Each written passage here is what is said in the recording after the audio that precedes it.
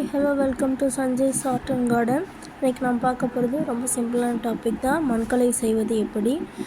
இதுக்கு நம்ம செய்கிறதுக்கு உங்ககிட்ட க்ளவுஸ் இருந்தால் போட்டுக்கோங்க, இல்லை கையில் கூட நான் கலக்கிக்கலாம். நான் ரெண்டுலேயுமே பண்ணுவேன்.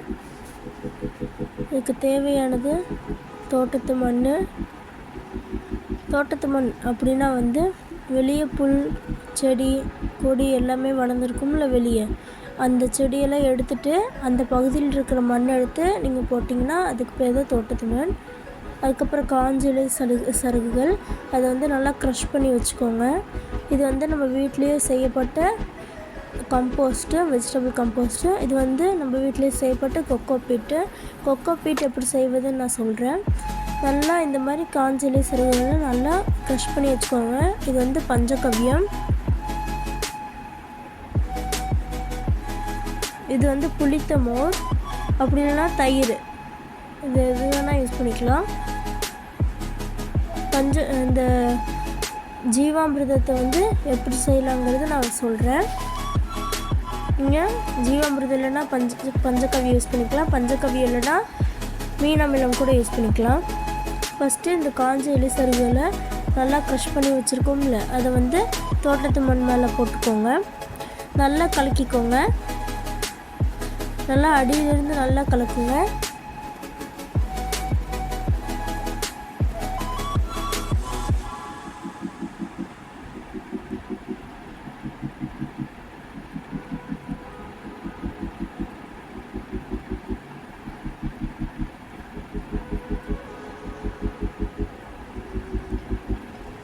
நல்லா அடியிலேருந்து கலக்கிறேன், நல்லா பாருங்கள். எந்த இடத்துலையும் நீங்கள் விட்டுறாதீங்க. இது 0 காஸ்ட்டில் நீங்கள் செஞ்சிடலாம். இது நீங்கள் எதுவும் காசு போட்டு வாங்க தேவையே இல்லை. இந்த உரம் நம்ம வீட்டில் கிச்சன் வேஸ்ட்டை நான் கம்போஸ்ட் பண்ணி போட்ட உரம் தான்.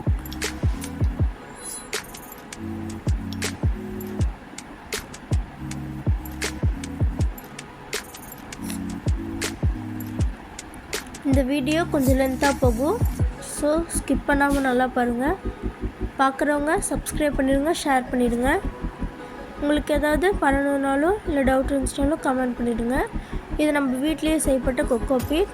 இந்த இலை சருகுகள் எதுக்காக நம்ம பயன்படுத்துகிறோம் அப்படின்னா, ஈரத்தையும் தக்க வச்சுக்கும், அதே மாதிரி அது மக்குனா அந்த மண்ணுக்கும் உரமாக மாறிடும்.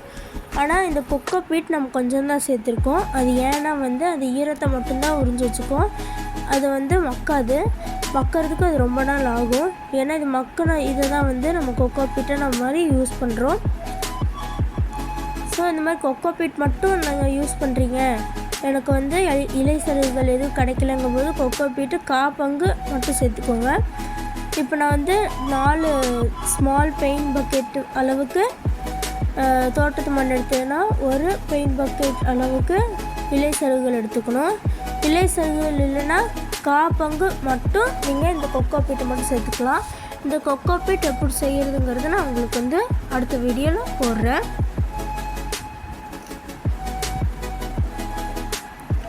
இது வெஜிடபிள் கம்போஸ்டில் பிளாக் கோல்ட் அப்படின்னு சொல்கிறது.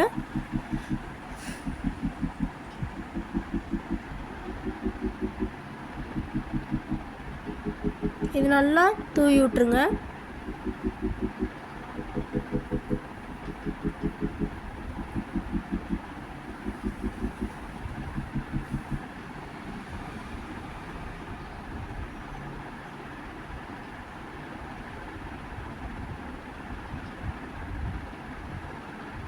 இந்த மாதிரி தூவி விட்டதுக்கப்புறமா நல்லா கலக்கிக்கோங்க. மறுபடியும்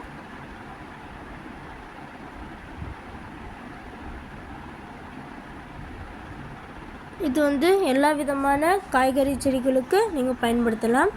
ரோஜா செடிக்கு மட்டும் இது பயன்படுத்தாதீங்க. ஏன்னா இதை செம்மண்ணில் நம்ம பயன்படுத்தணும். அப்போ தான் செடிகள் மிக சிறப்பாக வளரும். இது காய்கறி செடிகளுக்கான ஒரு பாட்டிங் மிக்ஸ்.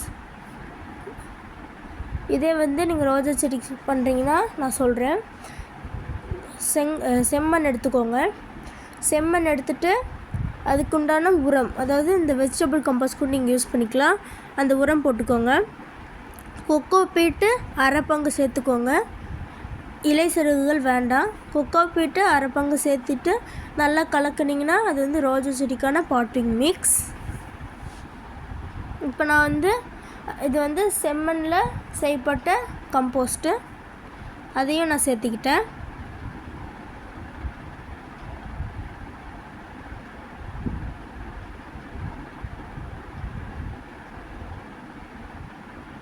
நான் சேனல் ஆரம்பித்து கொஞ்ச நாள் தான் ஆகுது. ஸோ ப்ளீஸ் சப்போர்ட்டர்ஸ், நீங்கள் சப்ஸ்கிரைப் பண்ணிடுங்க மறக்காமல். இன்னும் கொஞ்சம் தூவிக்கலாம். இப்போ நம்ம ஜீவாமிர்தத்தை நம்ம எடுக்க போகிறோம். ஜீவாமிர்தம் இல்லாதவங்க பஞ்சகவ்யமோ இல்லைனா மீனமினமோ இல்லைனா வேறு ஏதாவது உயிர் சிவிக்கிகளை யூஸ் பண்ணலாம். ஜீவாமிர்தம் ரொம்ப ஹெல்த்தியும் மற்றும் ஆர்கானிக்காக செய்யப்படுவது. நீங்கள் ஆர்கானிக் பூஸ்டர் கூட யூஸ் பண்ணிக்கலாம். அப்படி இல்லைன்னா கெமிக்கல் மற்றும் ஆர்கானிக்கும் சேர்ந்த சூடோமோனஸ் மற்றும் பிற உயிர் சிவிக்கிகளையும் பயன்படுத்தலாம். அப்படி எதுவுமே உங்களுக்கு இல்லை அப்படிங்கிற பட்சத்தில் நீங்கள் புளிச்ச மோர் இல்லைன்னா புளிச்ச தயிரை தண்ணியில் கலந்து அது புளிச்ச மோராக மாற்றி அது ஒரு கொஞ்ச நாள் விட்டுட்டு நீங்கள் தெளிச்சுக்கலாம். இப்போ நான் ரெண்டுமே யூஸ் பண்ணுறதுனால எனக்கு ரொம்ப பயனாக இருக்கும். இப்போ பாருங்கள், நான் தெளிச்சு விட்றேன். நீங்கள் மொத்தமாக ஊற்றுனீங்கன்னா ஒரு சில இடத்துல கட்டி கட்டியாக இருந்துக்கும், மற்ற இடத்துக்கு போய் சேராது.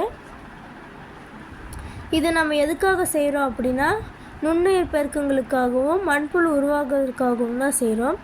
புளிச்ச தயிர் மிக சிறந்த ஊற்றமேற்றிய உயிரினங்களை உருவாக்கும், அதுவும் நுண்ணுயிர்கள். இதே ஜீவாமிர்தம் நுண்ணுயிரும் மற்றும் மண்புழுக்களையும் உருவாக்கும். மண்புழு விவசாயிகளின் நண்பன் அப்படின்னு சொல்லுவாங்க.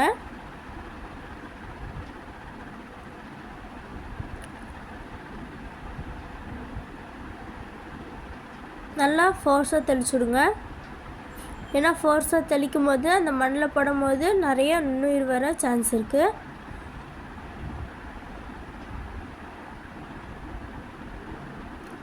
இது ரொம்ப ஈஸியாக வீட்லேயே நீங்கள் செய்யலாம்.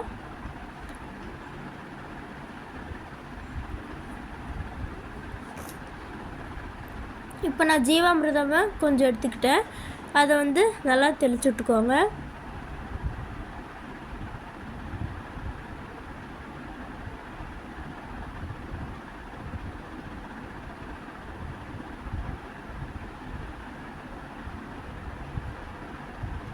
இப்போ நான் மறுபடியும் கலக்கிக்க போகிறேன்.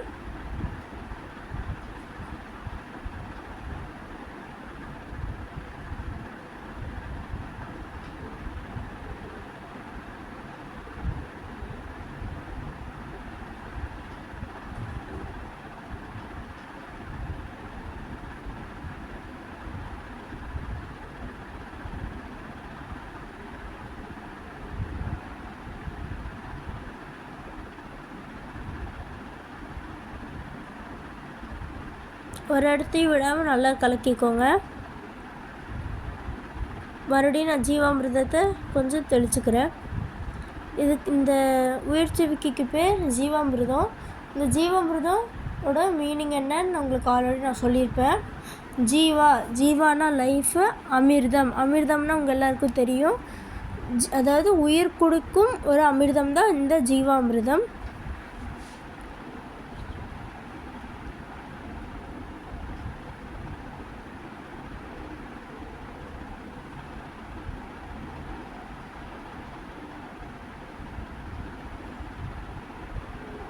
அதே மாதிரி நிறைய இதுக்கு உங்களுக்கு மீனிங் சொல்லியிருப்பேன்.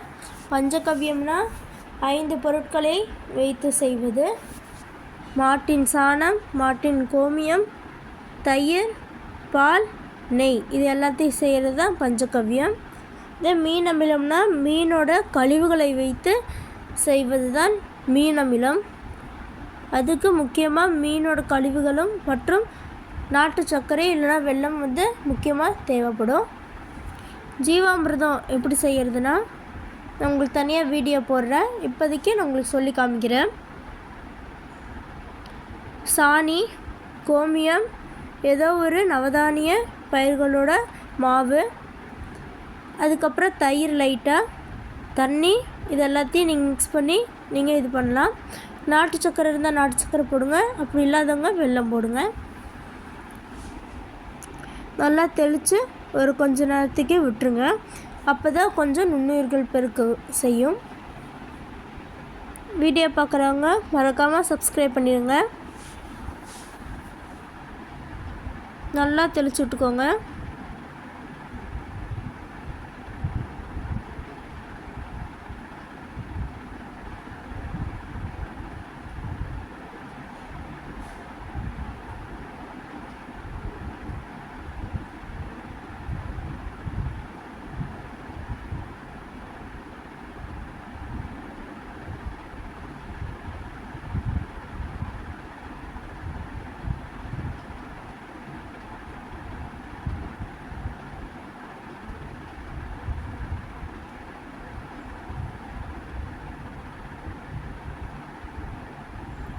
மறுபடியும் ஜீவாமிர்தம் கொஞ்சம் தெளிச்சுக்கலாம்.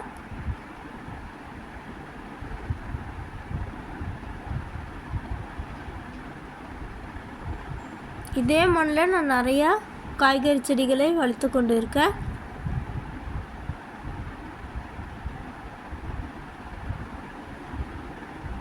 மறக்காமல் சப்ஸ்கிரைப் பண்ணிடுங்க. தேங்க்யூ. தேங்க்ஸ் ஃபார் வாட்சிங். இதே மாதிரி ட்ரை பண்ணி பாருங்கள்.